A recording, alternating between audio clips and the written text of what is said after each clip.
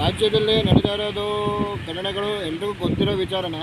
But ಆದರೆ ನಾನು ಹೇಳೋದು ಇಷ್ಟೇ, ಸರ್ಕಾರಕ್ಕೆ ಇವಾಗ ರೈತರಿಗೆ ಏನೇನು ತೊಂದರೆ ಮಾಡ್ತಾಯಿದ್ದಾರೆ, ಟೌನ್ಶಿಪ್ ಬಗ್ಗೆ ಆಗಿರ್ಬೋದು, ಬೇರೆ ಏನಾರು ಆಗಿರ್ಬೋದು, ಅವರ ಹೊಟ್ಟೆ ಮೇಲೆ ಹೊಡೆದು ಅವ್ರ ಬಾಯಿಗೆ ಬಣ್ಣ ಹಾಕಿ ಡಿ ಕೆ ಶಿವಕುಮಾರ್ ಅವರು ಮುಖ್ಯಮಂತ್ರಿ ಆಗಿರೋದು ಇದೇ ಕಾರಣಕ್ಕೆ ಏನು ಅಂತ ನಮಗೇನು ಗೊತ್ತಾಗ್ತಾ ಇಲ್ಲ.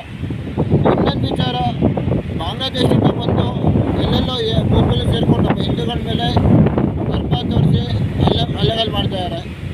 ದಯವಿಟ್ಟು ಇದೆಲ್ಲ ಬಿಟ್ಟು ಮನೆ ಗೃಹ ಸಚಿವರು ಪ್ರಿಯಾಂಕ್ ಖರ್ಗೆ ಅವ್ರನ್ನ ಕೇಳ್ಕೊಳ್ಳೋದು ಇಷ್ಟೇ. ದಯವಿಟ್ಟು ಇದ್ರ ಬಗ್ಗೆ ನೀವು ಆ್ಯಕ್ಷನ್ ತಗೊಳ್ಳಿ. ಜನರ ಬಗ್ಗೆ, ರೈತರ ಬಗ್ಗೆ ನೀವು